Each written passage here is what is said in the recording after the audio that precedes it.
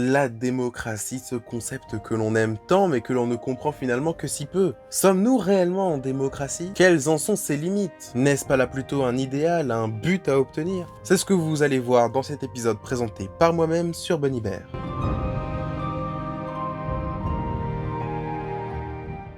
La plupart des grands penseurs de la démocratie se sont accordés sur au moins un point, qui est que la démocratie repose sur deux piliers fondamentaux. Tout d'abord, il y a l'état de droit, un concept super simple dans lequel l'État est soumis aux mêmes règles qu'il dicte. Ce qui est normal quelque part, parce que si le peuple gouverne, alors il est aussi soumis à ses propres règles. L'état de droit est très important, parce qu'elle protège de deux choses. Déjà de l'arbitraire du pouvoir. Faut vraiment se dire que les pères fondateurs de la démocratie, en 1789, ils venaient juste de faire l'expérience de la monarchie absolue, c'est-à-dire d'un seul homme qui décide pour tout. C'est assez traumatisant, et c'est pour ça qu'ils ont mis en place l'état de droit. Ça protège donc de l'arbitraire du pouvoir, mais ça protège aussi de l'arbitraire de la majorité. Je ne vais pas rentrer dans les détails techniques, mais c'est pour dire, on ne peut pas faire comme si la majorité devait absolument tout le temps tout décider, parce qu'à ce moment-là, 51% pourraient décider pour les 49% restants, et ça ne serait pas juste.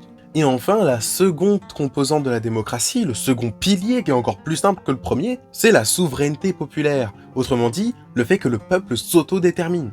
Autrement dit, le peuple décide. Alors ça se voit notamment au travers des élections, j'ai fait tout un podcast là-dessus, mais ça peut être dans d'autres moments, dans ce qu'on appelle la démocratie participative, où le peuple décide directement. Mais au final, y sommes-nous vraiment ?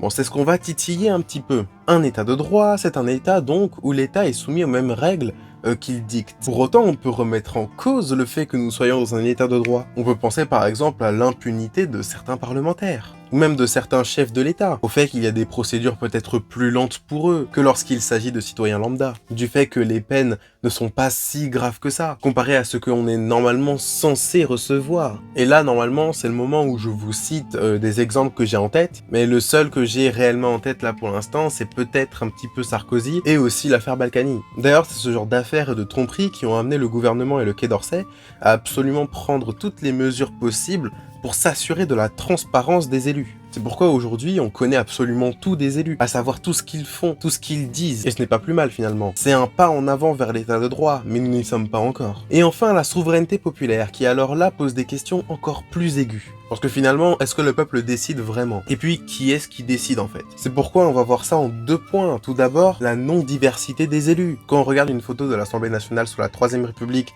et une photo de maintenant, il n'y a pas grand chose qui a changé. Une moyenne d'âge très très haute, des hommes principalement, issus de milieux aisés, avec un capital culturel, pour parler un petit peu comme Bourdieu, très riche. Entre autres, si vous voulez faire de la politique, ça sera beaucoup plus facile pour vous si vous êtes un homme âgé, blanc, avec des parents médecins et avocats, issus donc d'un milieu très aisé où il est facile de parler, que si vous êtes une femme noire, issue d'une famille précaire, avec peu d'années d'études au compteur, et musulmane par-dessus le marché. Et enfin, deuxième point, le vote est contrecarré. C'est d'ailleurs ce qui cause depuis de très nombreuses années maintenant une crise de confiance du peuple français envers ses responsables politiques. Par exemple, en 2005, référendum sur une nouvelle constitution européenne. Après des mois de débats, d'informations, et un taux de participation aux alentours de 70%, donc un très bon score, les Français disent non. Puis en élisant un Nicolas Sarkozy, ou dans son programme il met bien qu'il veut faire signer un petit traité européen, les Français se sont rendus compte qu'en fait ils en avaient rien à foutre. Parce qu'ils sont quand même allés à Lisbonne pour aller signer le traité de Lisbonne en 2008. Et c'est encore beaucoup plus flagrant lorsque l'on prend en compte le fait qu'on vote pour quelqu'un qui n'applique pas ce qu'il avait promis mais fait même le contraire. Par exemple, à la fin du mandat de Nicolas Sarkozy, il met en place la TVA sociale, donc en fait une hausse de la TVA. François Hollande, lui, se fait élire sur le fait qu'il va annuler cette TVA sociale. D'ailleurs, c'est ce qu'il commence par faire. Juillet de l'année de son élection, donc 2012, il annule la TVA. Sauf qu'en décembre, il met un projet de loi de rectification des finances, quelque chose comme ça, où dedans il met une TVA sociale, qui sera ensuite du coup votée l'année d'après et adoptée l'année suivante. Donc ça ne serait pas tout à fait exact de dire que nous sommes en démocratie dès lors que l'état de droit est très fragile et que la souveraineté populaire est mise en cause. Pour autant, il ne s'agit pas non plus de dire que nous n'y sommes pas. Il faut plus voir du coup la démocratie comme une espèce de chemin, quelque chose où il faut aller, un objectif. C'est pour ça qu'il sera très intéressant de voir quelles seront les perspectives et les évolutions du régime démocratique dans lequel nous sommes. C'est la fin de cette vidéo, j'espère qu'elle vous a plu autant qu'à moi. Si c'est le cas, n'hésitez pas à commenter, à vous abonner, ça me fera super plaisir.